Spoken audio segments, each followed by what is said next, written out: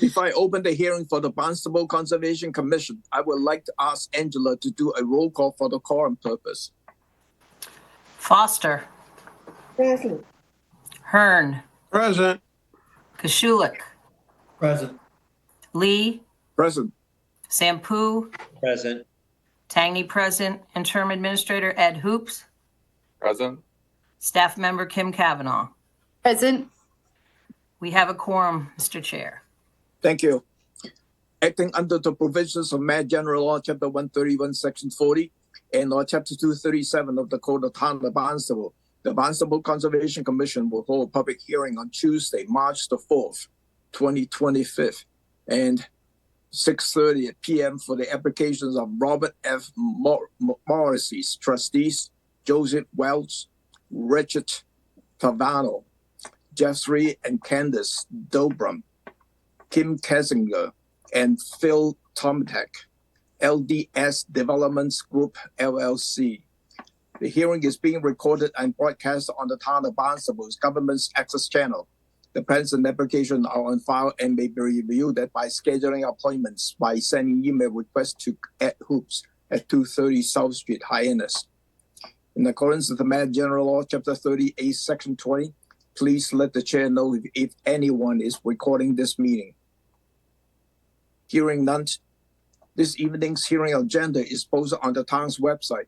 On the agenda next to each application is the amount owed to the Town of Barnstable for the cost of advertisements. Please send your checks to the Conservation Division at 230 South Street before the hearing. Remote participation. The Conservation Commission's public hearing will be held by remote participation as a result of an act extending certain COVID-19 measures adopted during the state of emergency signed by the governor on March 29, 2023.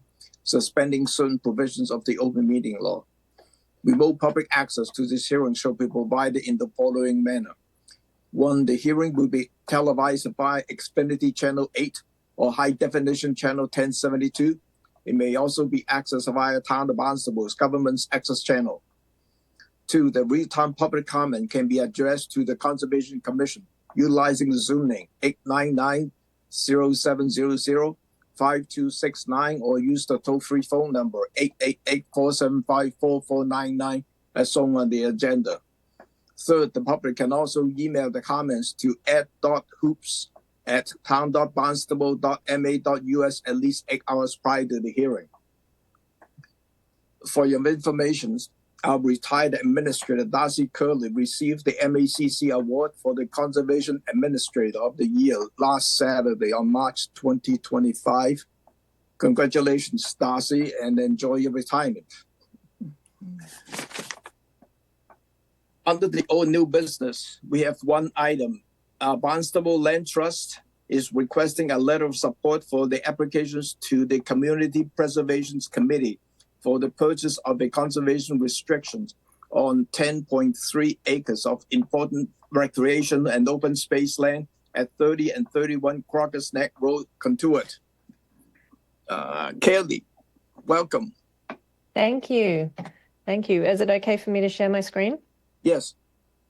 Great. Can you see that okay? No. Yes. Yeah, great. Okay. So for the record, my name is Kelly Grant. I'm Land Protection Specialist with Barnstable Land Trust. I'm presenting to you this evening a request for a letter of support and conservation restriction approval for Barnstable Land Trust's Community Preservation Act funding request for the Contuit High Ground Land Protection Project.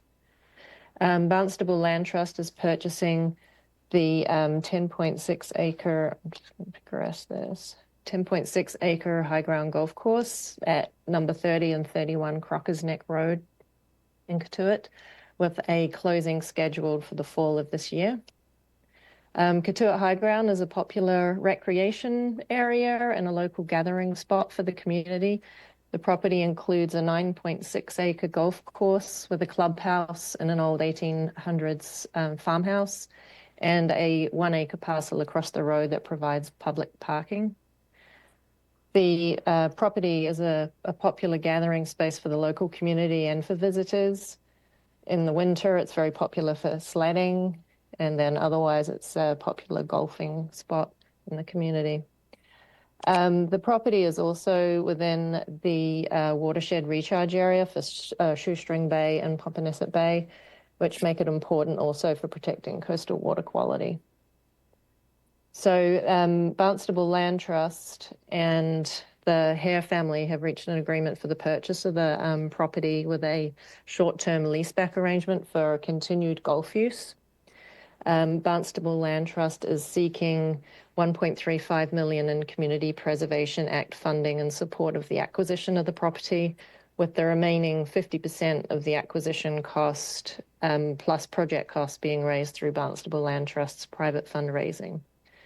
As required under the CPA, the town of Barnstable will hold a conservation restriction on 10.3 acres of the property, and that's the entire property excluding the area of the clubhouse.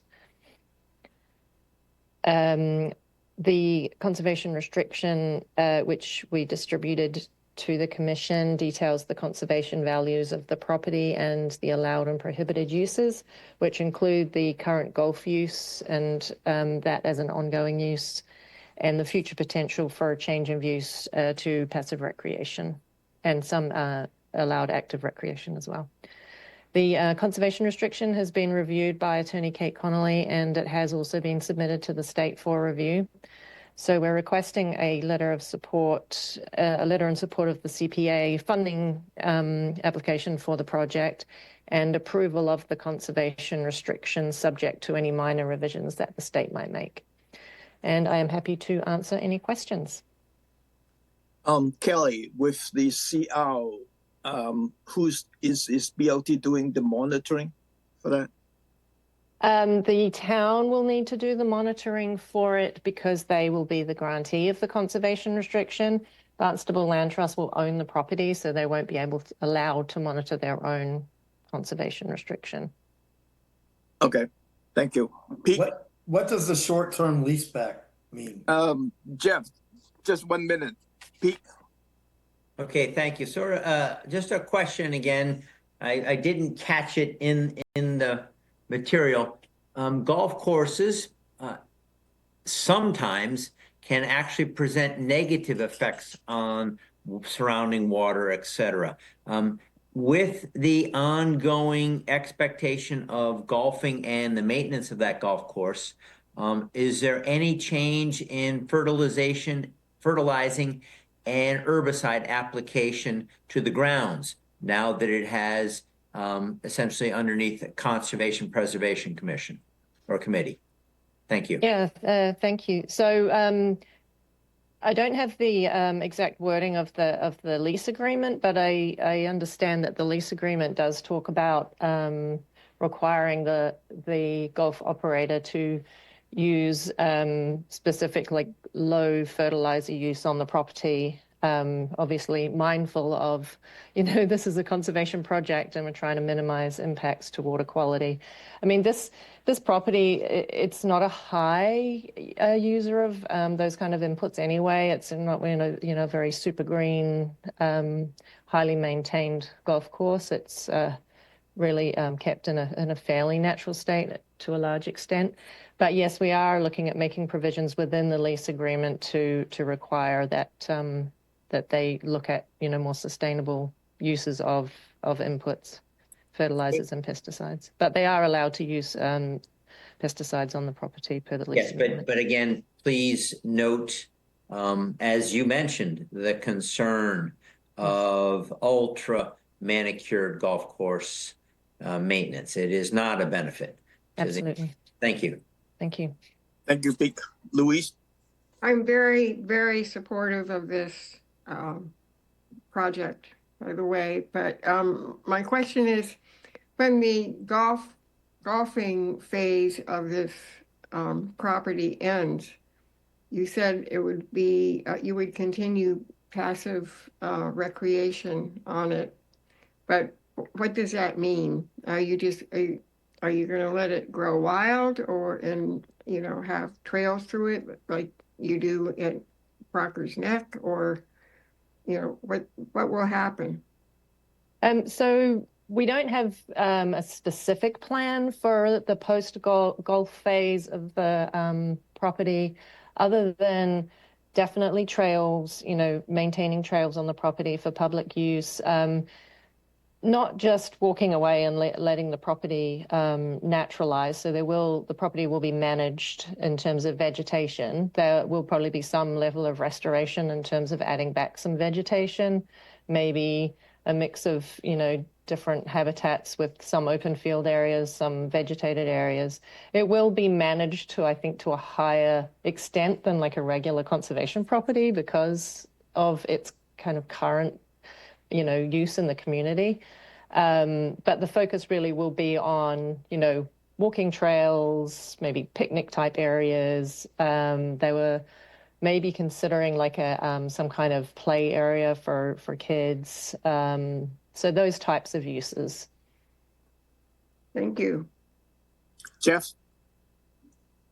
Yes, no, I was questioning the definition of short-term leaseback. What does that mean?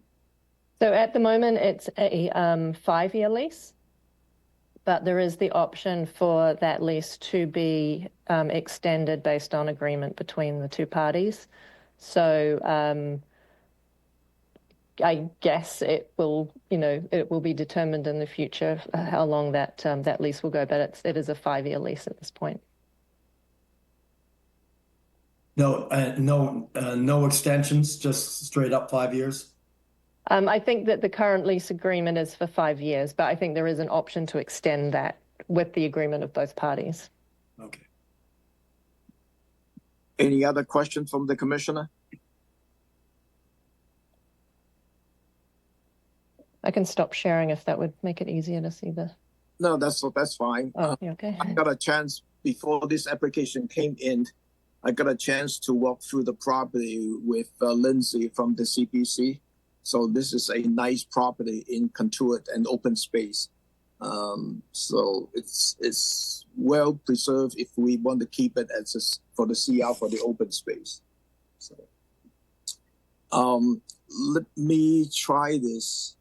Could I have a motion to approve and authorize the chairs to prepare the support letter and the approval of the CRs to the town CPC and town council for the purchase of the CR on 10.3 acres of recreation and open space land at 30 and 31 Progress Neck Road, Contuit? So moved. Second. Roll call. Foster, Aye. Hearn, Aye. Koshulik, Aye. Lee, Aye. Sampu, Aye. and Tangney, aye. That's unanimous. Thank you, Kelly. Thank you very much. Oh, Charlie, you want to say something? Our town councilor, Charlie, the Yes. council liaison, Charlie. Yes, thank you, Tom. Yeah, I just wanted to say before we move on that I really support this project. And not because I played golf there, but because I actually lived there. And it's a wonderful little piece of land. Jack Hare was my landlord. I lived right underneath, in the apartment underneath the golf course for several years in the late 70s and early 80s. Most of you weren't born in those days, but it was a lovely place to live. And I just think that we should save that piece of property. Thank you. I appreciate that. Yeah, thank you. We have 3 RDA requests. The first one is Robert F. Morrissey, trustee, to replace existing bank stairs and deck at 98 Main Street, Contuit, as shown on the Assessors Map 034, parcel 033. This is John. Good evening, John O'Day from Sullivan Engineering Consulting, representing the applicant. I will bring up the plan for you all.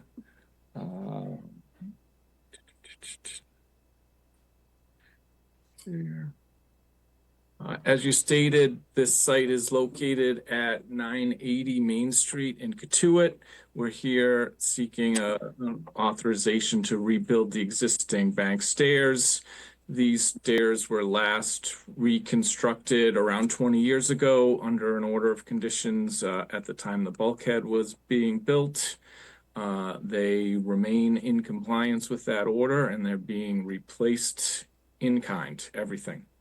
I'd be happy to answer any questions. Thank you, John. Any question from the commissioner? I have a question. Hi, Bill. Yeah. When was that original stairs and that deck, that 8.5 by 14 foot deck down near the bottom? When was that approved? And I guess I see that other patio right at the top, and I'm like thinking, yeah, I understand that it was there and it's in kind, but is it really necessary when you know that, putting in a deck on a coastal bank is not a good thing? And we have debated that at another location. I'm like thinking, why do they need that? I guess that's just the question, because you have a patio right at the top of the hill. The order of conditions on the bulkhead was 2005, and I believe that everything was already existing, or at least the stairs and the deck at that time. I don't have a historic date to when the stairs and deck went in originally. Yeah, Bill, that was up even before my time. So Yeah, I know. normally Like, we wouldn't approve this, but we wouldn't normally, and it's like, do the owners really need a deck there? I mean, they've got a patio. I don't know. It's just kind of a thing I was wondering. yep. No, I understand. Pete?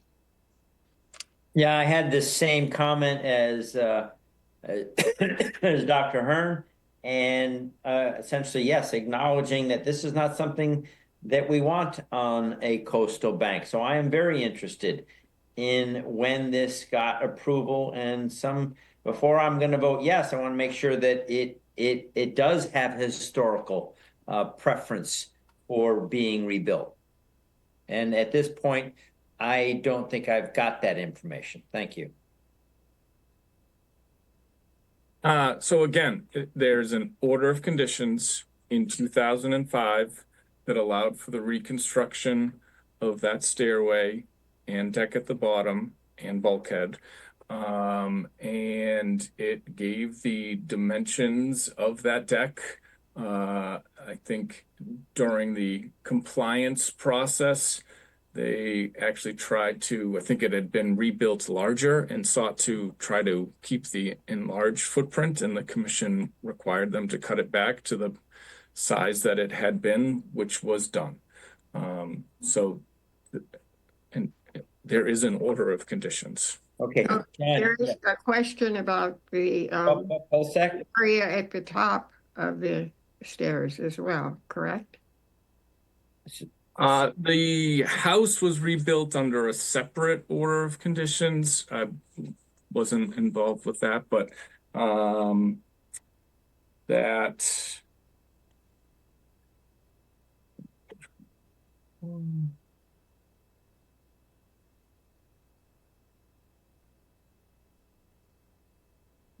and that patio at the top had been existing before the house was rebuilt. And when was that rebuilding, when did that occur? The rebuild of the house? I could tell you in a minute when Tom, can I break in here? I'm looking at it. It looks like it was 1989. There was a patio that was approved. It looks like it may have been an as-built type situation, but it seems as though it was 1989. Yeah. Okay. Thank you. Time ago. Yeah. So just quickly, John, I had only heard that the 2006 was for the bulkhead, but you assure me that it was for the stairs and the deck. So thank you. yes, sir. Yeah. Angela? Yeah, I just want to say, this is I walked it, long, narrow property with a steep bank, and they're only asking for the stair replacement in the same footprint and compliance. And that patio was there long before. I get it, all the commissioners, and I agree with you. We would never allow this now. And I'm glad it's recorded and on record.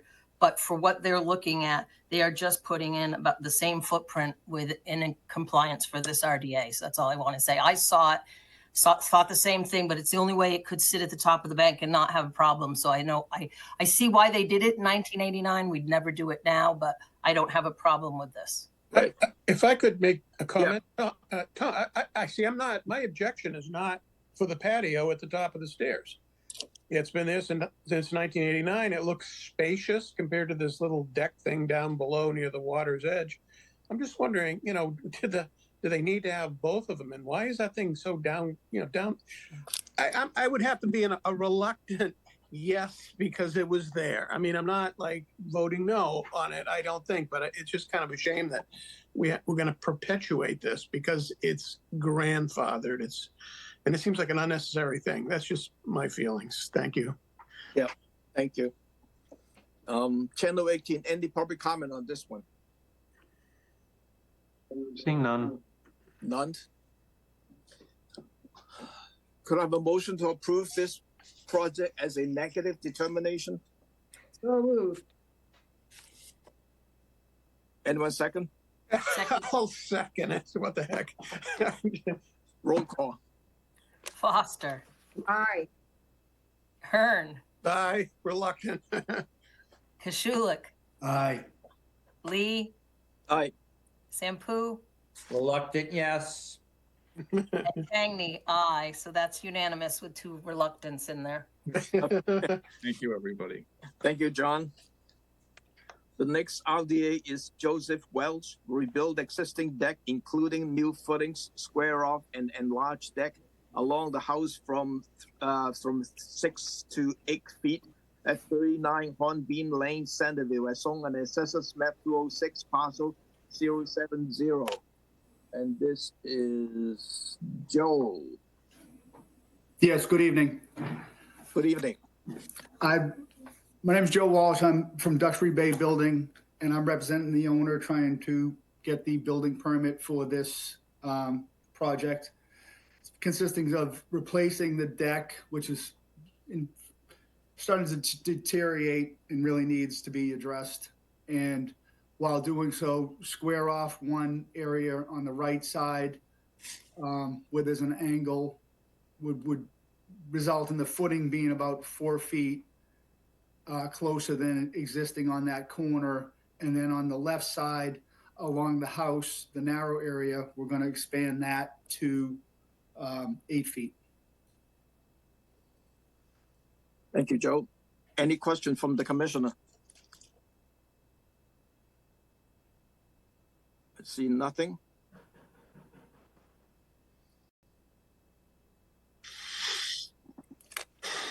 There is a comment letter from Arlene on this application.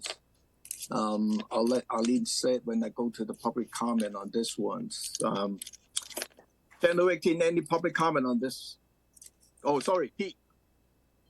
Oh, yeah, just a quick explain to me, this is within 100 feet or 150 or 50 feet from the top of bank. Why is it in our jurisdiction? It's between the 50 and 100. Thank you. That's all I needed to know. Thanks. Yeah. Just wasn't clear. Thanks. Yep. Thank you. Channel 18, any public comment on this one? Seeing none. Arlene has her hand up. Arlene? How come I didn't see her hand? Can't hear you, Arlene. You're on mute. Thank you, Louise. Arlene Wilson, A.M. Wilson Associates, here for the immediate butter, Terry Simpson. There are a number of problems with this application. The most egregious, it seems to me, is the abutter notification. I know that, or it appears that the applicant relied on the assessing maps to do his abutter notification list.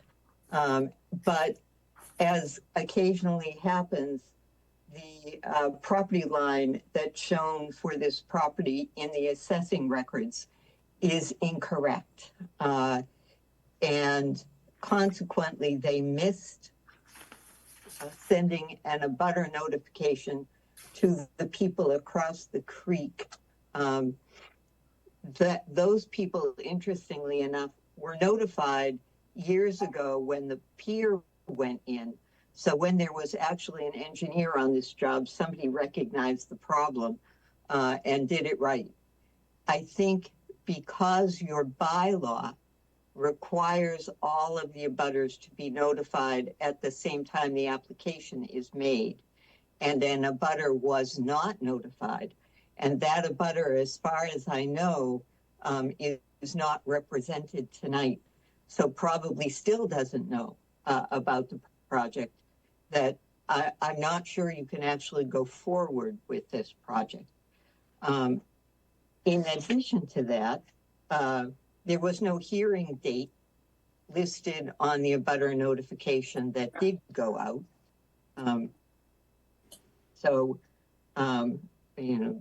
I think you generally require that to be included. In terms of the resource areas, an impartial answer to Pete's inquiry, this project is shown on a section of the almost 25-year-old pier plan. That plan is done on low water datum, on a previous datum, because it was 2001. So the NOAA datum has changed since then in any event. If you look at the town GIS and the town flood map, both of which I appended to the comment letter that we provided, you'll see that the 100-year flood line is relatively close to the building. It's elevation 13 on the current datum. Hard to tell what that datum would be on the old plans that were used here. And in addition to that, you can see that there is indeed a slope that probably meets the commission's requirement for a coastal bank slope, much closer to the house. So it appears to me that the project may indeed be 50 feet or somewhat less than 50 feet from the top of the bank. You'll notice that on the plan that they provided, not only is the flood line not shown, but there is no top of bank. That probably is because the plan was done for purposes of pier permitting and wasn't deemed relevant at the time, but it's certainly relevant now.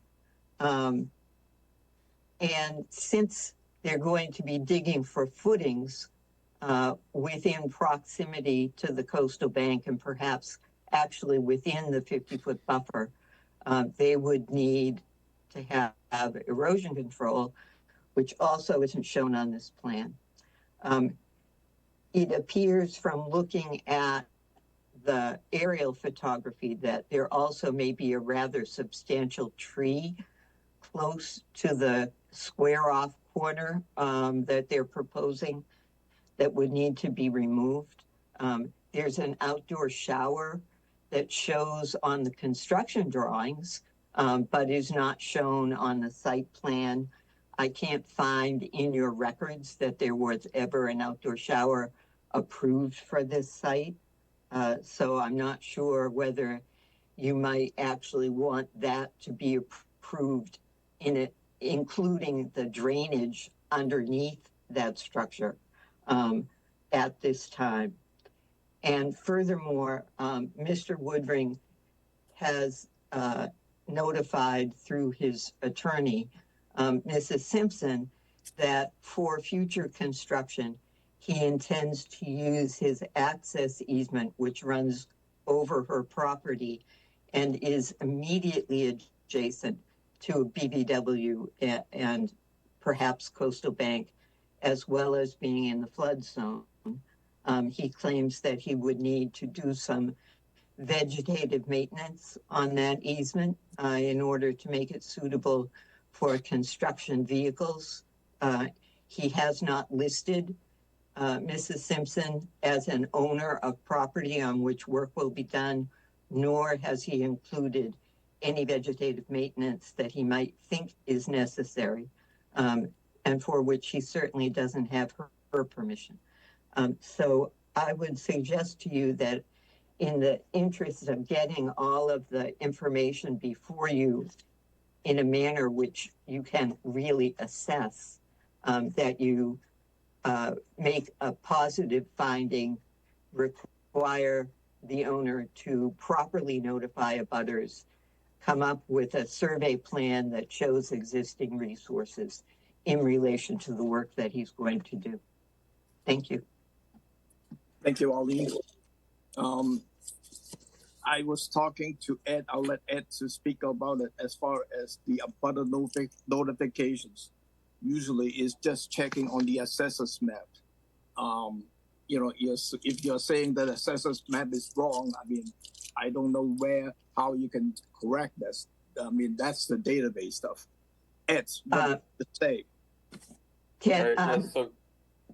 I'm sorry. So yeah, as far as that goes, again, I mean, we have always used the assessors. That's what everybody says, to use the assessors website in order to generate an abutter list. And so it seems as though he did.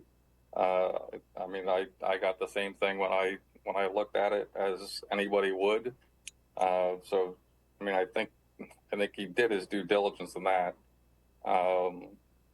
As far as the meeting notice, the copy that I have has a meeting date and time listed on it. And we also have on the abutter letter that says, see agenda posting on town clerk's website, available at least 48 hours in advance of the meeting for details. So if they didn't know exactly, or if there wasn't any date associated with it, they would have certainly been able to get that information. I believe the other issue too, at least when I'm looking at the assessor's site, and also through the town's GIS, when you look to see who is the ownership and see the ownership patterns for those properties that Arlene was referring to, it doesn't appear. It seems as though there's like especially around the area where the river drives through between the two parcels, the one that Woodrings and the one to the south that Arlene was referring to. It looks as though it's like it's unowned territory. It's you know, either the town or state managed perhaps, but there are no owners associated with it. And then the southern property picks up again as a separate property line. So again, under the assessor's page, the property lines do not match up with that. So I think that's another issue. And then I think in terms of just to address the issue with the plans, the commission routinely looks at plans that are generated, sometimes just sketch plans, sometimes aerial photos, sometimes a variety of different plans, but they don't have to be stamped for RDAs. So that's all I have to say on this one. Thank you, Ed. Tom? Go ahead, Ali. If I could respond to that, can I share my screen to show the exhibit that went with that letter? Go ahead.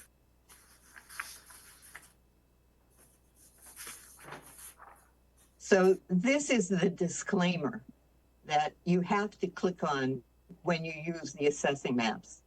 And it says that they're just essentially a graphic representation. They're not deemed to be correct. I know that the town, unlike many towns, doesn't require a certified list. But here's the recorded plan for the Woodring property. And you can see that it runs to the creek. And I'm reasonably certain that the owner is aware that the property does run to the creek. Certainly, as I said, the engineer who did the filing for the pier knew that was true, even though the assessing maps were the same at that time. And he notified the person who owned this land on the other side of the creek. Can I address that, please? Just 1 minute, let her finish first. Okay? Sure. So clearly, it's your regulation. The state regulations don't require a butter notification at all.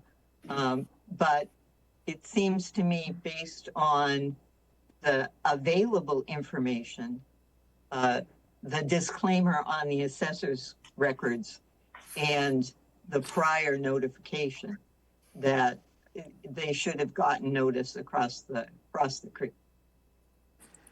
Thank you, Arlene. Can I address that, please? Joe? Yes. So the abutter in question was notified on the previous project because it was a notice of intent. And if you go to the assessor's website, you go through the motions and click for an abutters list and you do notices of intent, they come up. But RDA, they do not. And your regulation says any property touching. The property's not touching because, as she said, the property runs to the creek. It doesn't run across the creek or to the middle of the creek. It runs to the creek, which is what the other property does as well. So it's a moot point. You know, the two properties that were abutting were notified. Thank you, Joe. Joe, before you go, are you planning to remove a tree very close to your proposed deck modification work? No, it's not. No? It's not in the way of squaring off the deck. Okay. Could I say something, Tom? I've got my hand. I'm coming back. Okay, thanks. Bill? Yeah, three things. The first is I cannot comment on the butter notification. That's something that I'm going to be following your lead, Tom, Ed.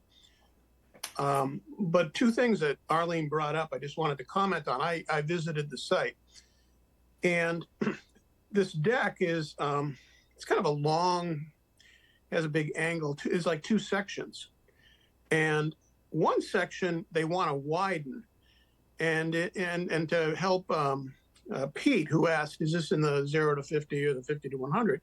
I would say that there is a little bit of part of this deck that looks like it would be in the 0 to 50, and it's the reason I showed up. But that's awful close to the edge. However, it's a two-story kind of deck. It's very high up, and there are shrubs and whatnot underneath it, and it's about, call it 4 feet wide. Is it 5 feet wide? And they want to jack it out another 3 feet. And so I found that, and it was not a lot of extra room in the 0 to 50, but it was such a high deck that I thought, I'm not gonna oppose that for that. You know, it was so high, and we deal with those elevated decks routinely. Right. And so the other point is that I was looking at where they're going to square off that deck, and I immediately saw this huge tree, and I'm standing there, I'm thinking, God, is that going to like go right through that tree? And I literally, looked at it. And I went along, and I thought, no, you could bring that thing, you could square, as Mr. Walsh said, you could square that deck off without touching that tree.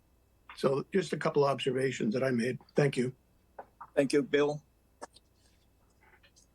Any other questions from the commissioner before? Jeff has his hand up. Who? Yes, Tom. Jeff. Yes. So I think most of the commissioners know this is I believe my 6th meeting, and it's the first application that I never realized, but it's the first application that's coming with an assessor's map. I was always under the impression that applications like this came on surveyed plans. Is this a new surprise, a real new surprise to me right here, that applications come in? Because the assessor's plans more often than not are inaccurate. On the RDA, we sometimes do not require an engineering scale stamp maps. Sometimes it's aerial, and depending on the scale of the work that they're proposing to do. That's why it's an RDA. Okay, under the NOI, that is a different story. That you need the engineering stand plan and the whole 9-yard survey plan. So this is a reduced applications because of the scope of work is much smaller than any NOI stuff. Okay, well, the reason I go there is in reference to what Bill just discussed with him being unsure if a portion of the deck was in the 50 feet. The last meeting 2 weeks ago, there was a big to-do with a brick patio that was looking to penetrate the 50 foot that I believe was fully surveyed. And I'm just surprised even on an RDA that an assessor's plan is allowed. That's my view.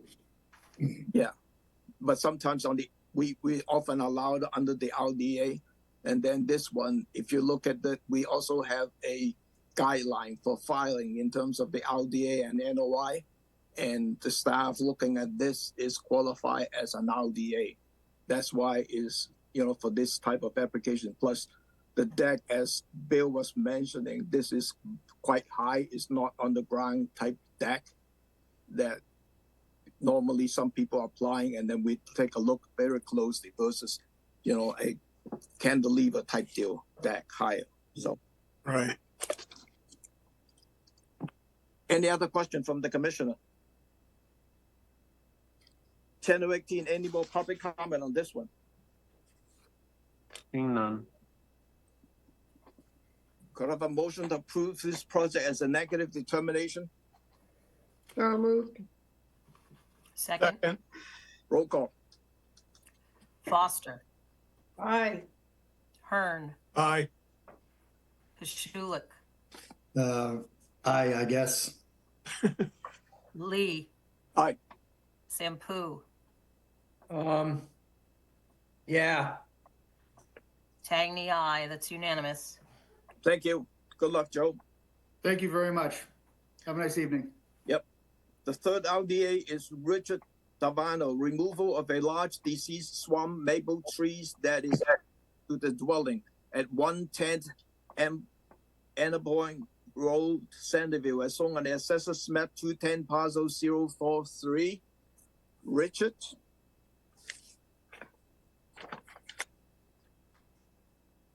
Hello. Hello. Hi, I'm Rick Tavano, and yeah, we want to take this tree down. I think you can see it on the drawing. The drawing plus on the application, there is also a 1 or 2 photo that's showing the tree as well, the condition of the tree. There's also a letter from your arborist talking about the condition of the tree as well. So, any question from the commissioner?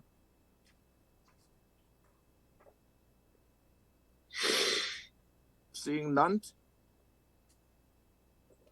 10:18. Any public comment on this one? Seeing none.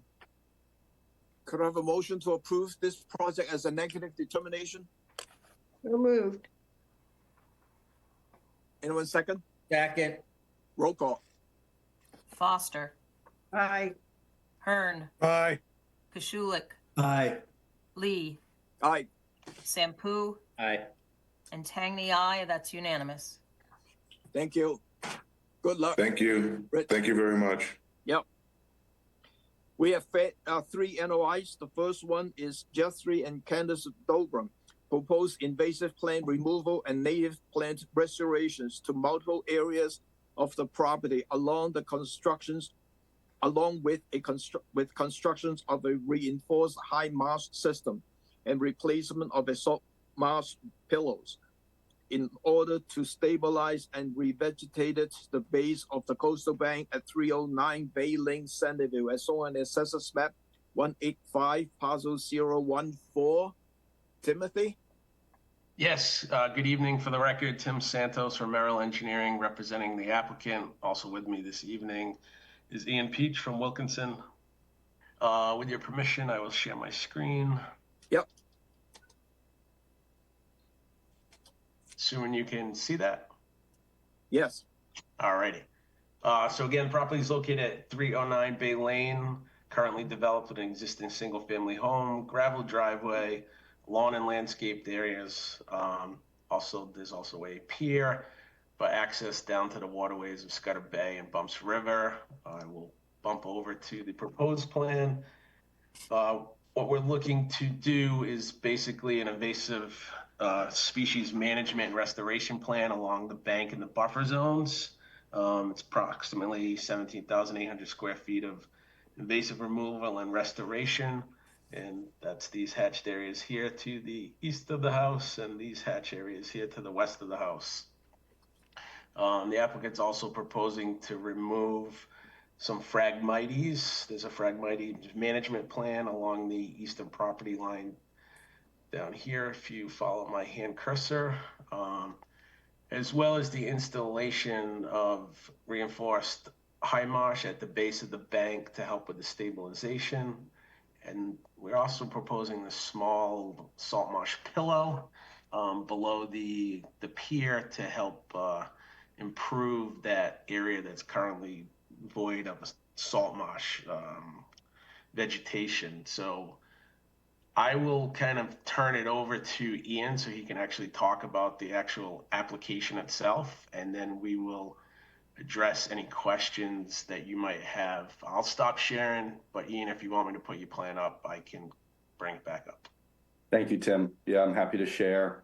For the record, Ian Peach from Wilkinson Ecological Design, representing the project this evening. Allow me to share my screen. Let me know when you're seeing our plan up there. Yeah, we're seeing our plan. Thank you, Tom. So the pros per project includes invasive plant management, native plant restoration, and a coastal adaptation strategy to stabilize and revegetate this 115 linear foot portion of the base of the coastal bank. The coastal bank is a really well canopied plant community. It has varying levels of invasive plant pressure. We've taken a really close look.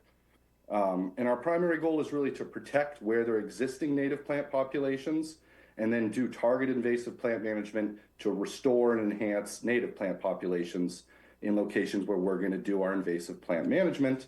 Just to give you a sense of what's there, we've got English ivy, Asiatic bittersweet, burning bush, wisteria, and shrub and vine honeysuckle.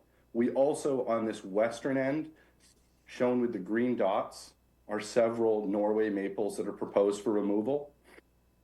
In addition, as Tim mentioned, on this eastern edge, we have a population of Phragmites that, if left unchecked, will begin to creep into this salt marsh, and we really want to get after this now. So the other aspect of this project that I just wanted to speak to for a moment is this coastal adaptation strategy. This is down on that coastal area, a photograph. It's that toe of the coastal bank where the salt marsh is fringing here, and you've got a 2 to 3 foot scarp where the stability of the bank, the trees, and the health of the salt marsh are being compromised. So we have a coastal adaptation strategy that's a combination of installing a reinforced high marsh and the salt marsh pillows. This is going to bring salt marsh back to where it's been lost, and it's anticipating sea level rise and the coastal pressures of climate change, where we're designing with specific species for elevations at the high marsh plant community. As I think many of you know, salt marshes and salt marsh restoration, they're going to help absorb wave energy, coastal flooding, they trap sediment, protect from erosion, and do bring habitat value. Just to head real briefly back to give you a sense of what we're doing down there in a little bit more detail. This reinforced high marsh principle in an axonometric perspective looks something like this. We're looking at transitional high marsh species tucked into that scarp right there. Obviously in this is very much kind of the principle and diagrammatic. In this case, we're actually linking and bringing salt marsh back to where it was lost. This is our detail section, which is specific to the grade and context of the site.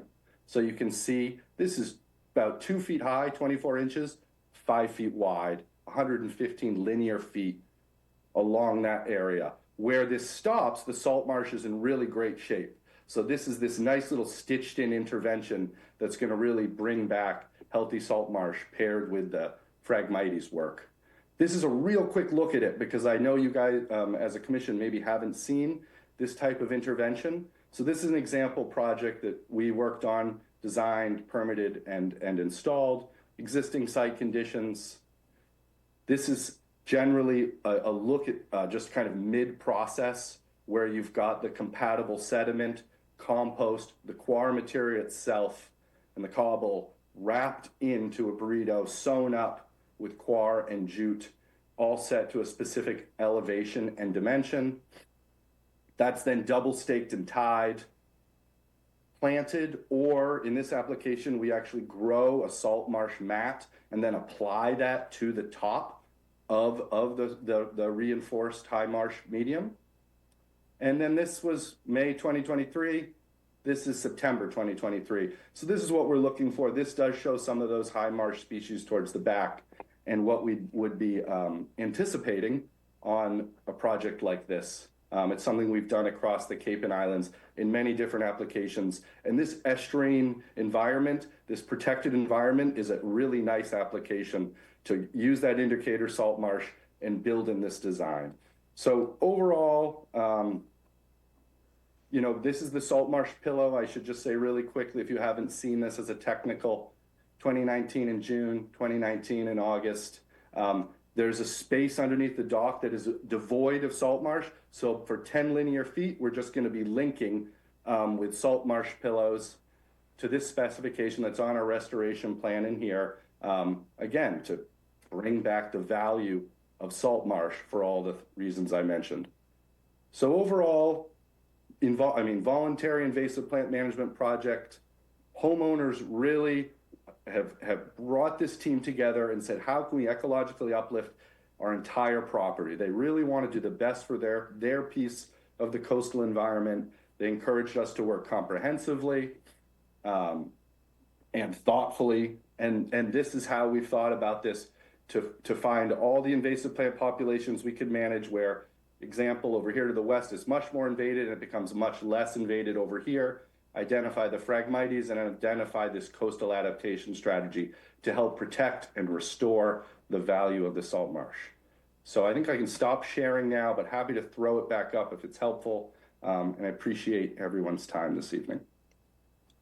Thank you, Ian. Question from the commissioner, Bill? Yeah, just quickly, the salt marsh pillow I never heard of. Is that basically what makes it a salt marsh pillow? Is it's a thing that has the vegetation already planted in it? Whereas when you and then the alternative thing, the larger reinforced high marsh is where you're creating, you're putting in the soils, and then you're planting it. Whereas here you have something that's got plants in it and you're staking it down. Is that the difference? I mean, good question. Yes. So the pillows are grown in our nursery and then applied on site, stitched into the landscape with all biodegradable wooden stakes.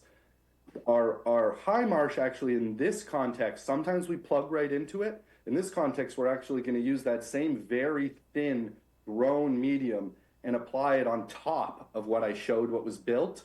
So it's basically almost pillows. It's the pillow technology of growing the Spartina plants applied to the top of the reinforced marsh, high marsh materials. So the coir, the jute, and the compatible sediments, if that makes sense. But they're very similar. We've done both to plug right into it. You get the short of it is, in this specific site, which we always design this to the specific site, we're anticipating a greater and more rapid colonization of the target species by doing it this way. Thank you. Luis? Well, Bill took the words right out of my mouth. I've never heard of these pillows, and it sounds fabulous. And is there anything that it can't do? I mean, I've heard Seth can't beat Mother Nature. She's and this sounds like maybe you've won the Nobel Prize or something. I mean, I think it's wonderful. But so what situation can't it do? So you heard me mention like an estuary or estuarine environment. This, and where you're not going to want to be doing these types of interventions in very high intensity coastal sites. So that's one, this is not one size fits all. It really needs to be the right context. And in ecological restoration, many of you know this, I see Ed shaking his head, we're looking for the reference conditions around us. And so, we're not going to just try to put marsh where we're not seeing successful salt marsh. We're not going to target the species. So it is successful based on the specific site conditions, but it certainly isn't just put one of these in front of every coastal bank. It wouldn't work that way. Okay, thank you. It sounds really good. Yeah. Yeah, I'm curious, when you're doing the construction, I don't mind to go over and see it actually happen. Yeah, I'd appreciate that. We've had other agents and commissioners do that in towns where they've seen this as a first project. And truthfully, I appreciate everybody's enthusiasm and giving me time to show that presentation. That's why I gave you a little bit more than the plan, just to show you in a visual sense of what we've done in the past and what this looks like in real life. Yep. Thank you. Yeah, that's great. Any other question from the commissioner? Wonderful presentation. Yeah. Channel 18, any public comment on this? Seeing none. None. Ian or Tim, do you want to have a conditions as the ongoing invasive removal? Yes, yes. At the standard one, you usually allow for ongoing conditions, please. Okay. So let me try this. Oh, Tom, sorry. One last thing. I just forgot I have a note here. I noticed that you were probably going to need a revised plan. I believe. Oh, yeah. So it looks like. So I just want to check to make sure that Tyler's the ELS plan was dated 1/27/24, but I think that was supposed to be 1/27/25. Is that correct? That's correct. That was a typo. Okay, yeah. So we'll need to get a new revised plan with a new date from ELS, and I talked to Tyler about that earlier this morning, and then we'll also need one from you, Tim, for the plan of proposed invasive species removal and restoration plantings plan. Yeah, I revised mine today to revise that note, and then as long as everything went well tonight, I'll get them over to you tomorrow by Friday at the latest. Okay, yeah. So if you just send the digital plans to us and one copy of each, two copies of each, Sure. That would be great, and then we'll be able to go from there. Not a problem. And just make the motion to include the revised plans, please. Okay. So also, Tom, it's probably really critical that Wilkinson stays with this project, right? Right. So let me throw out the condition here. Could I have a motion to approve this project subject to with the following condition? One is the revised plan, as we discussed. The ELS has to updating the plans to reflect the February 11, 2025 date. And second, the Wilkinson ecological design is the contractor. If there is a change in terms of the contractor, we need a written notifications for the staff to the staff, and then we need an annual report of 3 years, and an ongoing condition we allow for invasive removal as ongoing. So. Anyone? So moved. Second. Roll call. Foster. Aye. Hearn. Aye. Kashulik. Aye. Lee. Aye. Sampu. An enthusiastic aye. Hang the eye. That's unanimous, Mr. Chair. Thank you, Tim, and thank you, Ian. Thank you for your time. Have a great night. Yep. The next NOI is Kim Hansinger and Phil Tomitek. Installation of a porch and patio within 50 feet of a wetland resource area, removal of invasive species, and installation of mitigation planting at 353 Ocean Street, Hyannis, as shown on the Assessors Map 325 Parcel 15. This is Tyler. Yes. Good evening, commissioners. For the record, my name is Tyler Goudreau, Environmental Landscape Solutions, representing the applicant. And I'm going to share my screen in a moment. The homeowner inherited the property. It's in some disrepair, so rather than removing and replacing, they're just adding to kind of the facade as well as the back. As you can see here, there's an elevated porch as well as a patio and some steps. There's a small portion of the porch that's within the 50-foot buffer, so we were requesting a waiver for that portion. There's a set of steps, front porch, and an outdoor rinse station. There's a total of 455 square feet of disturbance, and we're proposing about 2,922 square feet of mitigation. The vast majority of it is Japanese knotweed. We also observed some multiflora rose, some bittersweet English ivy as well. There is a portion of the removals below the coastal bank that's on a neighboring property, which we've included in the application, and we have a letter of approval from that homeowner. Following the removals, we're doing a combination of a shrub mitigation planting as well as a meadow planting, which will be both a seed and pollinator habitat. Any area that is removed will be seeded following removals, and then we'll have some maintenance and monitoring as part of the application. The existing driveway has a small amount of stone, so we're proposing to replace that stone. And other than that, it's some modest modifications to the exterior of the home, and we're hoping to really improve the site conditions. And I'll take any questions. Thank you. Question, Bill?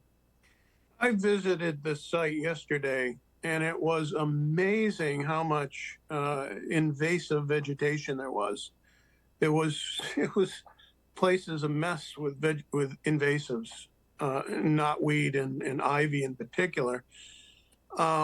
It's a small property, and it's just so bad. I thought, I'm thinking kind of like John Abadili. I don't like infringement in the 0 to 50, but to the extent that you were able to mitigate and allow the plants to grow and just stay out of the area, I would support that. However, I'm a little confused as to where exactly in this chart that is this plan that we're looking at, where is the mitigation site, and would it be have a demarcation where you are not able to mow except perhaps once a year or what have you? I wanted to know that. And the reason that I'm asking that is that, you talk about all, couple thousand, almost 3,000 square feet of mitigation. And yet, if you, on page 8 of the application, it says, it only mentions a seed mix and quote, possible mitigation plantings. It's not clear to me that there's if it's only possible, well, maybe it's not going to happen. And so if you were to do what you're saying with the shrubs and yada, yada, if that's a good thing, but I would want to make sure it was demarcated and that you would, leave that whole shrub area to just grow wild with natives. Sure. So help me with that. Yes, so I'd happy to clarify. So there's two sort of areas. So below the top of the bank, this would be the shrub planting area. So the extent of the mitigation would follow up to the salt marsh, up into where this dash line is the removals, and we're actually doing additional plantings in these areas here. So we're really enhancing that naturally vegetated buffer strip. There is one Norway maple that's proposed for removal as well, and we're proposing to replace that with a swamp maple, red maple, that's closer to the resource area. In terms of demarcation, we'd be happy to entertain how you'd like to do that. We would simply be proposing one annual mowing, which would be done in the spring, which we've outlined on the planting plan. And in regard to the possible, that must have been a typo, but if this plan is recorded, this is a construction document, so each of these plants will be planted. The seed will be done prior to the planting, but before we request a certificate of compliance, all of these plantings will be installed, and they will have multiple years of monitoring reports that may be required as well.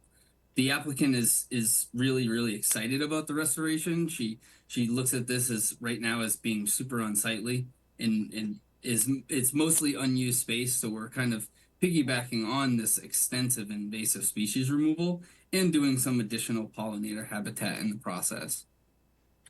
If I could have a follow-up Yeah, question, and that is that in terms of mowing, you said like you could have the demarcation and you would do the mowing, but the mowing you would only extend it to the native meadow planting area, and you would not be mulching or mowing or otherwise getting into the so-called woodland shrub planting area. Just let that go wild, right? Correct. The mowing would only be the pollinator area, and it would only be for the first 3 years while we're doing maintenance and monitoring. As you may expect, there will be some reemergence and regrowth of the invasive species, especially the knotweed.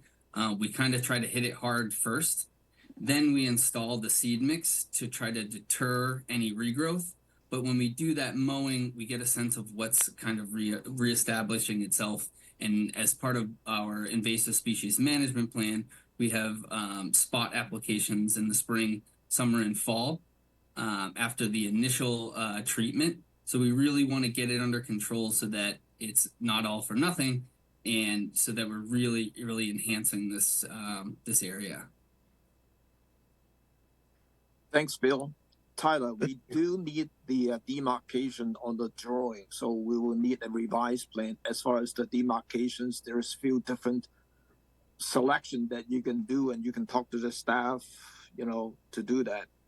And so let me go to Angela. Thank you, Tom. Yeah, just 100% agree with Bill. And I do, though we hate anything in the 0 to 50, you did sneak a sliver of that patio in the plan. My concern is behind that existing garage, there's a lot of erosion. It looks like all the water runs on the property right down there on that incline. So I wasn't sure, and it sounds like you addressed it with Bill. What are you doing about that to stop that? You can tell it's washed away from under that existing garage. Sure. So is that in this area here? Yeah. Right behind it, right there where your arrow was. Yeah. In the back. Yeah. Yeah. So as part of our narrative, we had selective, when we do some removals within the bank, there may be some usage of a seed matting. We could also introduce maybe a jute fabric to stabilize some of that slope. Maybe we can work with staff or work with the homeowner as well to maybe increase that seeding mix where there's some exposed soils. Happy to entertain that as well. But we were really focused on this area in terms of design, but would be happy to entertain some erosion control over here as well. Yeah, it's washed out from under the whole thing. Yeah, you've not seen just it. Thank not you. just erosion control, it's washout. Okay. All right. Thank you. The concrete footing was exposed for the garage at the corner. So, Luis? You're talking about demarcation to, maintain this design, but the place you really need it is between the seeded area and the existing lawn, because, and you've been focusing really on the transition to the west along that seeded area, but the lawn, is going to get mowed I don't know, once a week or whatever, and there's great danger there in terms of losing the seeded area. Right. Some markers there. Sure. Yeah. So just to clarify, there's two different planting areas. This hatched area here with the diagonal will not be mowed. Right. The only area that will be mowed is this hash, and we'd be happy to work with staff on how to demarcate this along Right. here so that it does not get mowed. Right. What I'm worried about is not the protection of the existing lawn, it's protection of the seeded area from activities in the existing lawn. Follow what I'm saying? Yeah, so the demarcation of, so the existing lawn area will still be able to be managed and mowed. Yeah. They don't use fertilizer. It's really a Cape Cod lawn through and through. So we would definitely, this would be the area that would have that demarcation. Right, right. Yes. Because yes, the mitigation is conditioned, so we want to make sure that in the future the mitigation remains. Right. Right. Sounds great. Thanks. Any other question from the commissioner? I would have one last comment, Tom, when you end up calling for revisions and a motion. Yep. Remember that he wants in the plan to take out the word possible mitigation area. Right. As he said, it was a typo. We don't want that in there. No.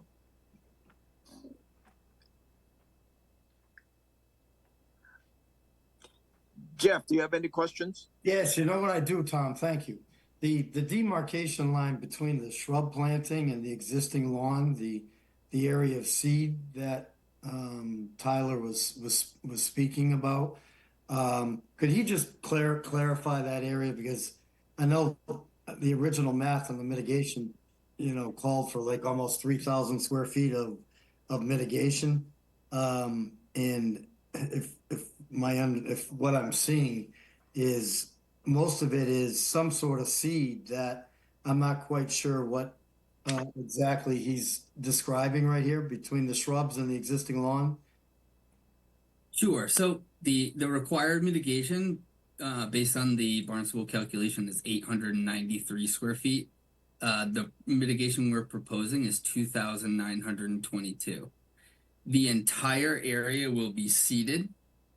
And then following the seeding, this woodland shrub planting area corresponds to this hash pattern. So that's entirely within the coastal bank. So we have a lot of species that'll hold that bank and the seed itself. So we're trying to get as much biodiversity in that area as possible. And then all the area above the top of the bank, with the exception of this small sliver, will be seeded and then will be planted with native perennial flowers.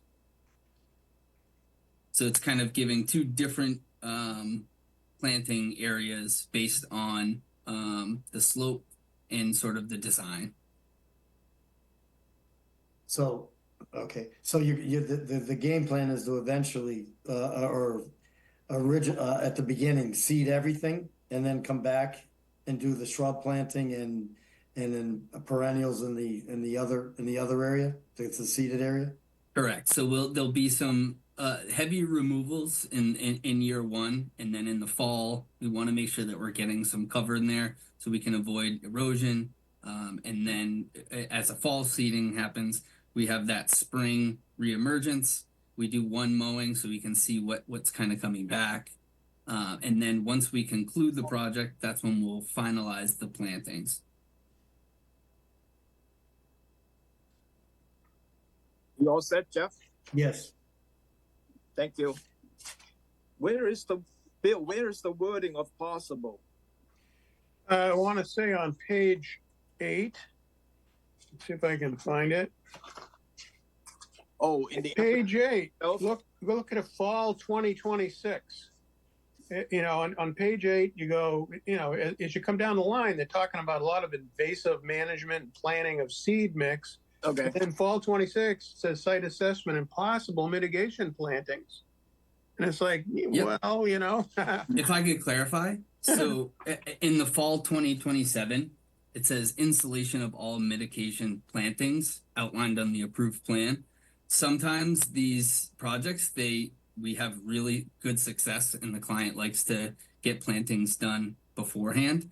So the I guess the verbiage could have been used better, but it's just to give you folks an idea of each stage and how we're doing everything to meet the best management practices. Sometimes it's better to get things in there if everything's looking good so we can outcompete those. But we have every intention of installing all the mitigation plans as they're outlined on this. Okay, This I get it. Thank you. Thank you. Thank you. Thank you, Bill. Channel 18, any public comment on this one? Seeing none. None? Let me try this. Oh, before I do that, Tyler, do you need the ongoing conditions for invasive removal? Yes. Order of conditions. Yes, please. Okay. Could I have a motion to approve this project with the following conditions? One, updating your planting protocol, that the one that you're showing on the screen with the possible removal, that wording on that one. And then secondly, the ELS is the contractor. If there is a change of the contractor, we need a written notifications to the conservation staff for approval. And then secondly, it's the annual report for 3 years and ongoing conditions for the invasive removal. Did you have demarcation? Oh, sorry. A revised plan of the planting plan to show the demarcations. And then the other one is take a look at the corner of the garage. If you need to kind of backfill the corner to protect the garage, I think that would be fine. You can including that in the revised plan. So moved. Second. Oh, roll call. Foster, Aye. Kern, Aye. Kashulik, Aye. Lee, Aye. Sampu, Aye. and Tangney, aye. That's unanimous. Thank you. Good luck, Taylor. Thank you very much, guys. The last NOI is LDS Developments Group LLC demolition of an existing 3-bedroom dwelling and replacement of 3-bedroom dwelling with relocated septic system at 640 Papaneset Road, Barnstable, as shown on the Assessors Map 006, parcel 018. Matt? Yes, good evening, everyone. For the record, Matthew Eddy, professional engineer with Baxter & I Engineering and Surveying, representing the applicant of the notice of intent that we filed. Is it okay if I share my screen? Yes, go ahead. Great. Okay, can everybody see that plan okay? Yes. All right, so that's this is the existing condition plan that was submitted. Just to walk you through the what's out there right now. The lot area is approximately 1/2 acre. The Pompanesett Road is here on the right. The lot abuts Shoestring Bay. There's an existing 1.5 story 3-bedroom house with a large paved driveway patio area. And then there's also this paved walkway that goes down to the top of the coastal bank. The majority of the existing development is within the 100-foot buffer. Here's the 50-foot buffer line from the coastal bank. And here is the 100-foot buffer. The existing septic system was actually upgraded in 2023. I believe probably part of the, when they were getting ready to sell the property. So septic tank and existing SAS. The existing SAS is just outside of the 100-foot buffer. And you can see the existing septic tank is just touching the 50-foot buffer. The resource areas on this lot include coastal bank, which follows along here. And then we also have land subject to coastal storm flowage. This is the floodplain line here, elevation 12. And with that, I will jump to the proposed plan. So as Tom read into the record, the proposal is to raise the entire structure and rebuild with a new single-family footprint, still to be a 3-bedroom home, attached garage, driveway. The majority of the driveway is actually outside of the 100-foot buffer. Small patio here, which does encroach into the 50-foot buffer slightly as proposed. As part of the proposal, we are removing this asphalt walkway that goes to the coastal bank.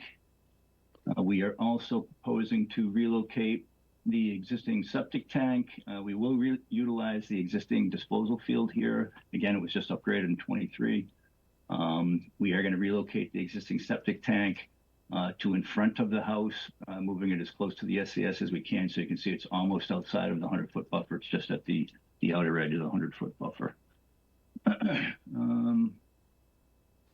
The overall hardscape, this is actually a reduction of overall hardscape within the 50-foot buffer by approximately 170 square feet. And with that, there's obviously no impacts to any resource areas. There's no work proposed within the coastal bank area or within the floodplain area. And from a performance standard, the coastal bank is not a sediment source. It's just a prevented for storm damage and provides for flood control. Again, it's fully vegetated, stabilized, no alteration in there. So no aspect from the floodplain area. And then the coastal bank, again, is fully vegetated and stabilized. I believe the project is fairly straightforward. So with that, I will turn it back over to the commission, and I'm happy to answer any questions that you have. Thank you. Thank you, Matt. Questions, Louise? I think it's great that you reduce the hardscape in the 50, but I'm wondering why the patio needs to encroach. Yeah, it's just if I could pull the plan back up if you need me to. Yeah. But we pulled the, would you like me to put it back up? Yeah, go ahead. Okay. We pulled the house is as far forward as we can. Here's the front setback from a zoning standpoint. So the house is as far forward as we can.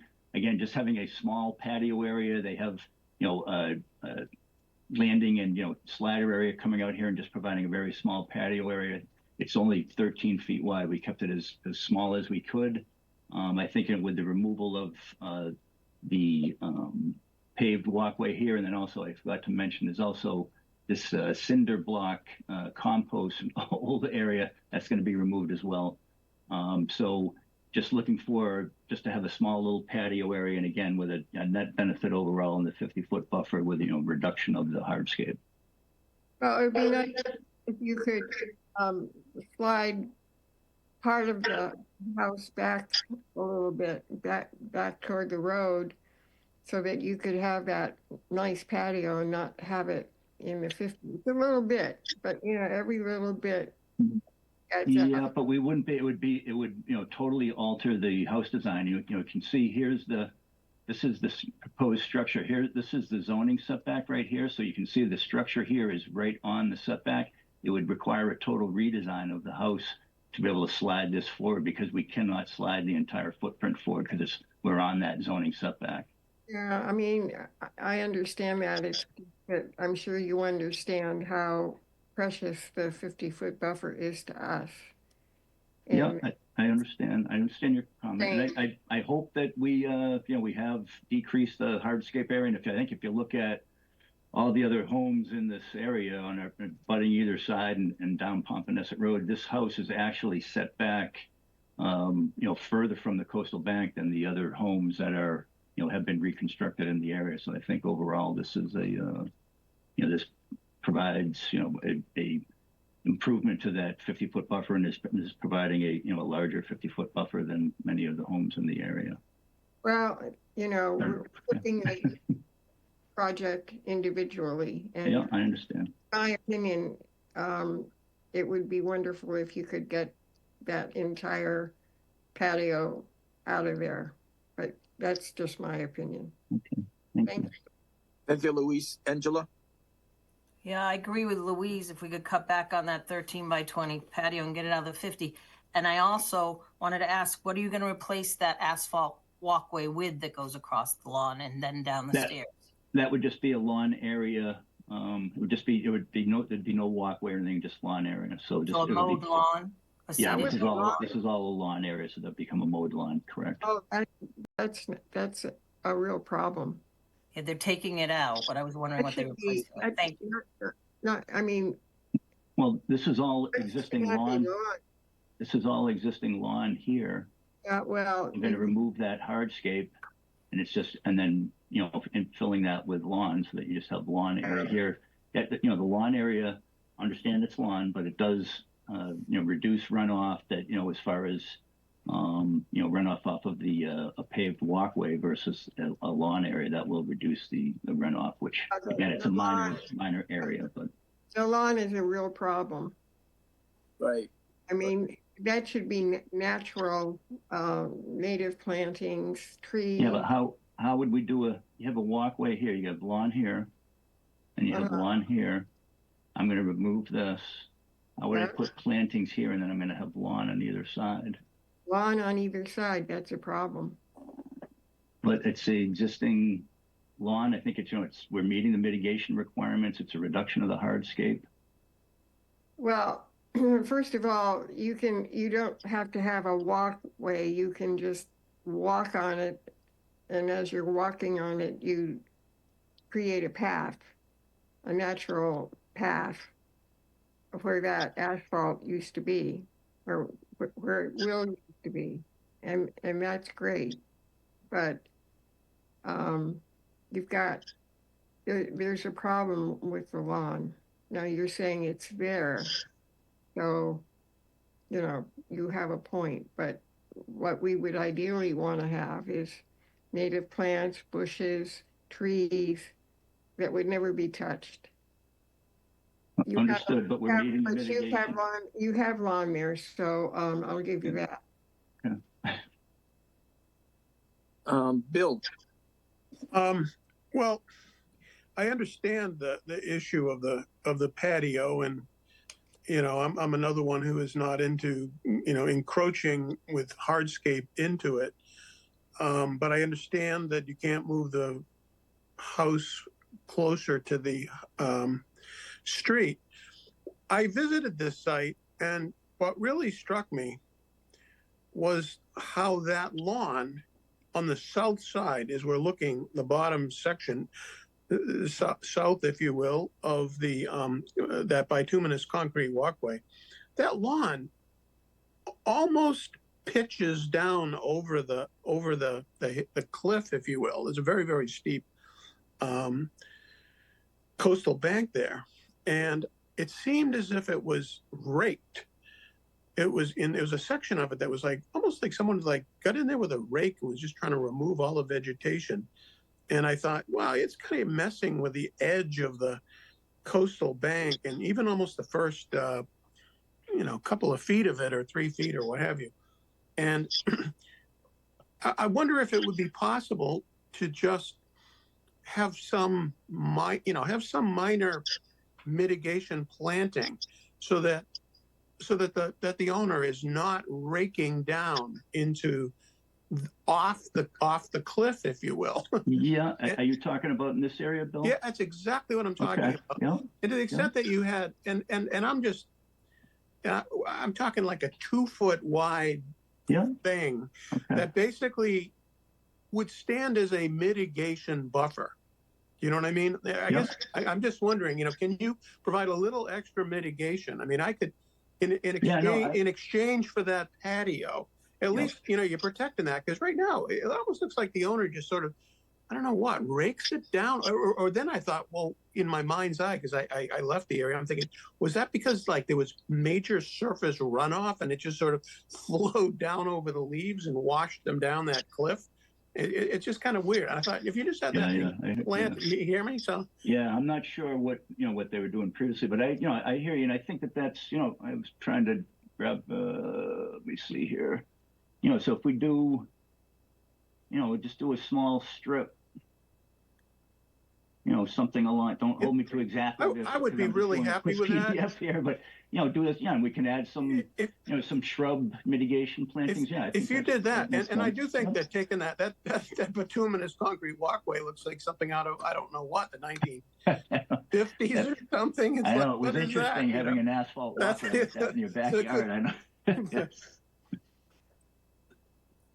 We can do that. for that strip that you just highlighted with yellow, if you can do about 3 feet. The other comment, 3 feet wide. The other 3 comment, feet wide, okay. yeah.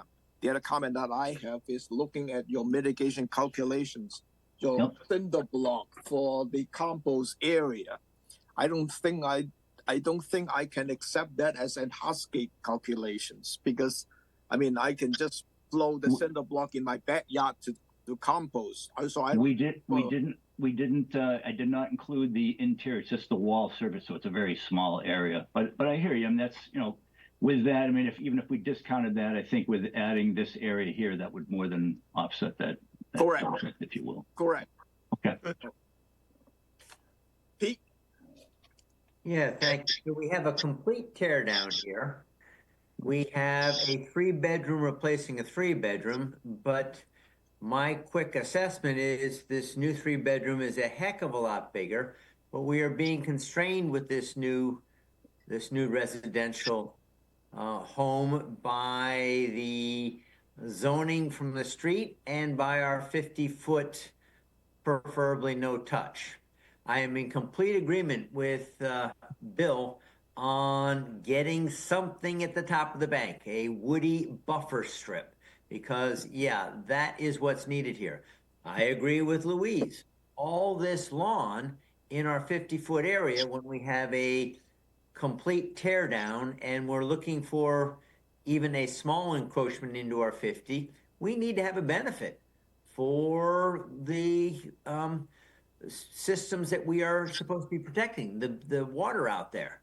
So yes, a woody vegetation 3-foot wide. I certainly see its need on the south edge there that you have already, Matt, identified. What's it like, Bill? I didn't get to it. What's it like on the north side of the bituminous walkway? It's more vegetated. I mean, again, it's maybe I call it a couple of feet, 2 or 3 feet, kind of like what I'm looking for on the south side. Yeah. And the lawn doesn't just pitch over a cliff. Okay. So I mean, I that's why I'm calling for the south side. Well, certainly I completely support your observations and scientific recommendations there, Bill. Thank you. Thank you, Pete. Any other questions? Jeff, do you have any questions? Yeah, sure. I was just about ready to make a suggestion to move the patio if it was possible within the architectural plan. I'm not quite sure where the exterior door is coming out of that corner right there under the patio. But if there was any chance of moving the patio above, to slightly to the top of the plan right here on top of the existing septic tank where you're moving that, to pull that out of the 50. But after Bill's comment of the southern border, and then Pete's comment of the northern border, perhaps you could make sure that the northern border matches the southern border. I'm not exactly sure. I don't think anybody's exactly sure what the existing is on the north side of the walkway, but get it all to complement each other, north and south. If that, with the north and south complement, I don't have a problem with the walkway, and leave the patio where it is if you're going to get that southern, get that complete coverage on the top of the coastal bank. Thank you, Jeff.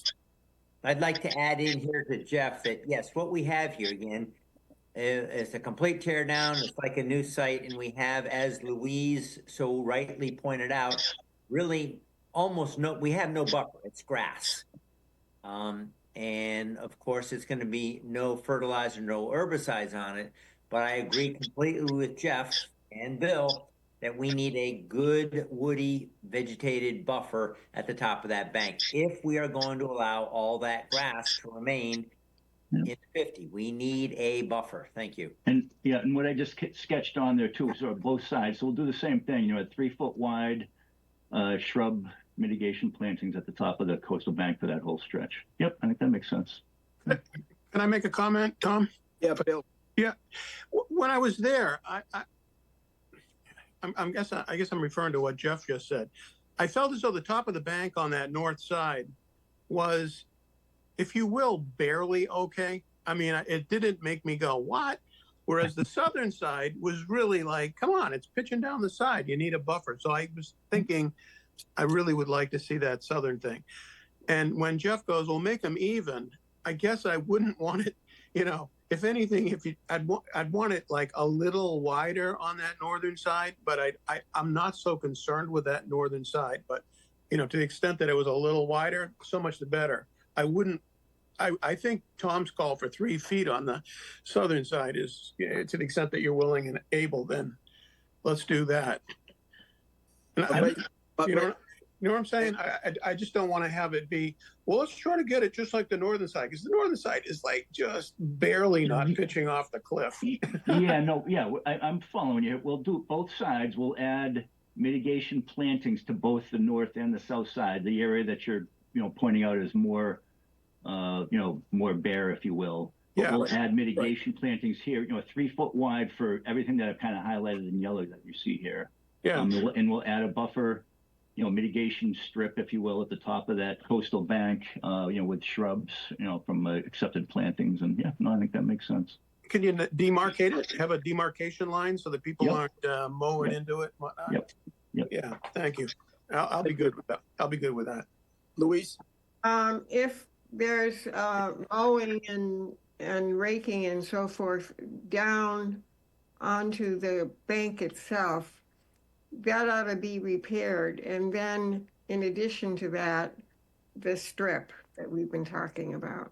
I'm talking about the southern end. The buffer, yeah. And I'm not sure, if somebody was raking or something before, because there's nobody in the house currently, so I'm not sure if that was occurring just before they sold the property or what. But we'll get that cleaned up. We'll get this stabilized, add some buffer plantings there, and then add demarc along all of that edge along there. Yep. That sounds good. Okay. Channel 18, any public comment on this? We've got Gary Markowitz. Gary? If you're not unmute. Thank you very much. I appreciate it. First, I wanted to just address the suggestion to move the patio closer to the top of the plan, which is the north side of the plan. We would have a problem with that as a direct abutter with that property, as it's also, I believe, the setback wouldn't allow that under town regulations. I'm also very concerned about, and I don't have an answer. I'd like an answer on this, on the area where you've got the compost. It's actually an old barbecue grill there. It's not compost. Along that entire line, property line, can you talk about how you're going to protect our side of the property? A lot of the plantings that are in that property line were required by conservation to be installed as part of our reconstruction in 2016. So we want to make sure that there's protection for mature plantings and trees.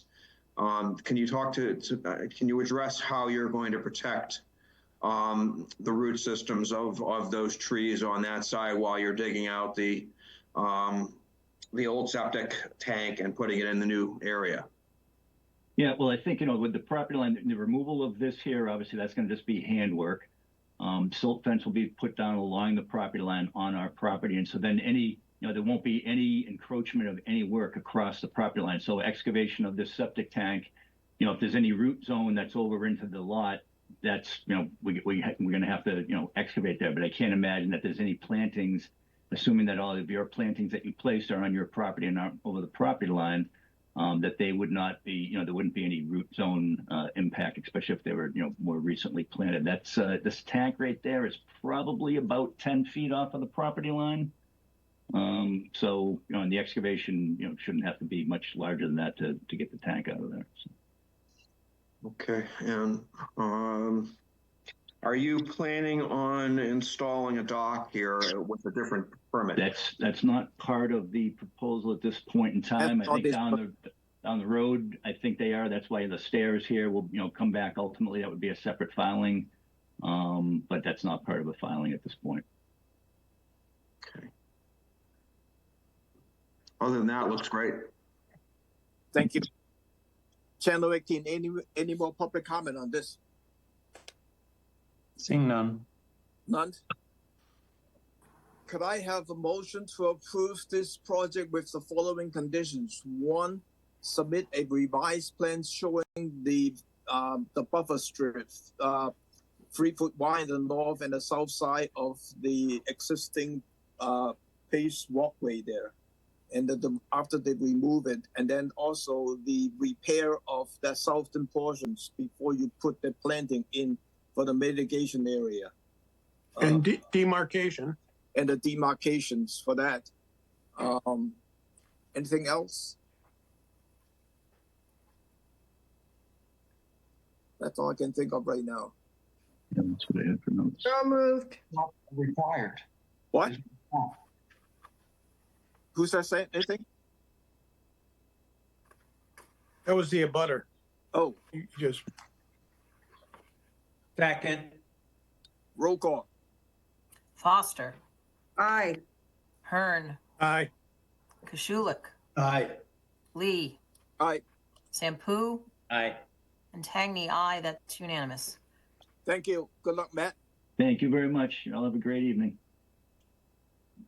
We have the next item is the enforcement order response plan. It's New Rushing Mars Realty LLC, 1541 Main Street, contoured map 017, parcel 007, parcel restorations of a wetland resource area, bordering vegetated wetland and the buffer to a wetland resource area, BBW. Sean? Mr. Chairman, Mike Ford, I'll start and then just turn it over to Sean, Sure. if I may. Yep. Hi, Mike. So what you have before you is the enforcement order response plan, which the commission directed us when you adopted your enforcement order at your last meeting in February on this property to bring this forward first, to get it filed by February 25th, and then bring it for your consideration here this evening. This is the first step in a two-part process for the enforcement order. The second part being the replication plan, which is due to be filed no later than April 15th, and then heard by the commission thereafter. We understand that your review of the enforcement order response plan tonight is with the reservation that in the event it's approved, but the NOI for the replication is not, the commission has reserved the right to require the full replication in the area in which the enforcement order plan exists. So with those conditions, what I'd like to do is have Sean present the enforcement order response plan to you. If you find it acceptable tonight, we understand that it would not go forward until the NOI is acted on and an order of conditions is issued to the commission's approval. Yes, that's correct. The other thing that I just want to mention before we go there is that if Sean find that you need a little bit more time to file the NOI, please let us know. We can take a look at it and give you some. Oh, you're leaving that window open. I'm gonna stick with the original deadline if I can, but I appreciate that. Thanks, Chairman. Yeah. Sean Reardon on behalf of Rushy Marsh Farm. Yeah, as Mike mentioned, this is our response to the enforcement order, and it lays out sort of it's basically three pieces. First was a cover letter and a narrative describing, again, the objectives and the reasoning and sort of the basics of what we're proposing. Then a detailed set of design plans that sort of elevates and refines what we previously provided to you, and then the $200 fee for the enforcement order. The cover letter and the narrative tries to sort of go through all of the protected interests listed under the Wetlands Protection Act, as well as a local bylaw, and sort of compares our impacts and proposes mitigation to offset those. And in most cases, actually all except flood control, those interests are offset by the restoration that we're proposing in the actual area of impact. yeah, the only thing that doesn't get addressed really is the flood control aspect of the protected areas. And we fully intend on offsetting any flood control issues with the replication area Mike mentioned over in the paddock area. And again, we expect to file that on April 15th this year in compliance with the order. Right now, we've just installed data loggers in our wells in the paddock area. As you can imagine, the success of our replication over there is largely contingent on our ability to understand where groundwater is. So we've installed data loggers in both of those wells, and we'll be recording every 5 minutes the water surface elevation in the ground at those two wells for the next 2 months, so that we have that in time for the filing. And even beyond that, so to the extent that we're refining any of our work, we have that data. If I could just briefly show you the plans, I'll share my screen.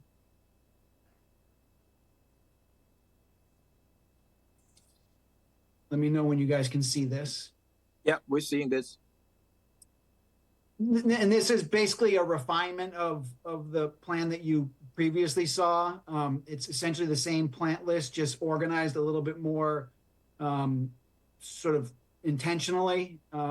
Takes into consideration some existing features that are out there. There's a boulder that we are planning on keeping in place. There's some existing planting. There's a sculpture. But essentially what we end up having is just over 4,500 square feet of restoration. And the restoration is comprised of one of either three treatments. Either it's a shrub area, which is basically populated with a series of different shrubs. It's a forbs and grasses area, which is a series of planted forbs and grasses. And then it's a seeded restoration mix area. It breaks out to about 25% shrubs, about 34% grasses and forbs, and about 39% restoration seed mix. And the intent there is and Ian can explain this too, is to have a sort of a tiered vegetated buffer zone as water runs off from the site to the wetland. The area that where we're planting the restoration seed mix would not be maintained or cut. Anything other than it has to be to keep it minimally under control. And then the sculpture, the important thing is the sculpture stays in place, and those 4 big willow trees stay in place as well. The net result is in this restoration, we're slightly bigger than the area of impact. And the things that we don't offset are going to be dealt with in the replication area. Our schedule, if you guys approve the EO, we're going to immediately go into sort of pre-planning this work. But as Mike mentioned, none of the construction would start until we get an order of conditions for the replication area. But we will be positioned to start work immediately once that happens, in the hopes of getting this work done this year.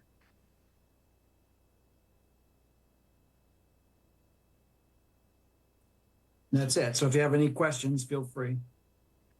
Okay, thanks, Sean. Let me go to Ed first. Ed, did you get a chance to look at this enforcement response plan?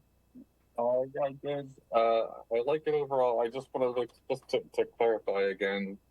You're saying the forbs and grasses area is not going to be mowed. Is that correct? I'm sorry, say that again, Ed? The forbs and grasses area, that's the 1,666 square feet of forbs and grasses, that will not be mowed? That will just be left to naturalize, right? Oh, that and the restoration seed area. Including it, so you're also doing it, but you're not going to mow the restoration seed mix area at all as well? No. Okay. All right. Ian, correct me if I'm wrong, but we weren't expecting to. Nope. Yeah, similar seed species as you've seen before, Ed, and would be left to fully naturalize to their mature height. Yeah. Each seed. Okay. All right. I you've got a nice variety.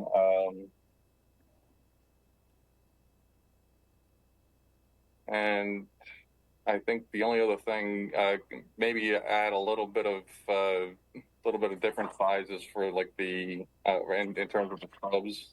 I think that would be helpful if you could just do a couple, so you have a little bit more vegetative height diversity. But I think that composition and everything, I think it'll be a very nice and very attractive area once it gets established. Did you hear that, Ian?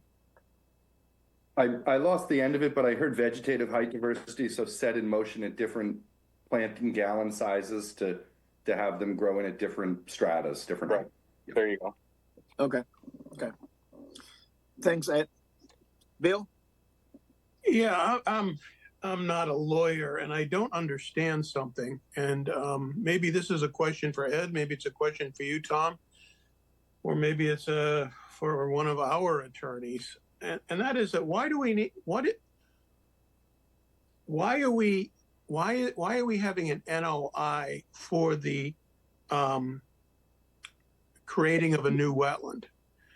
And why is that not part of the enforcement order?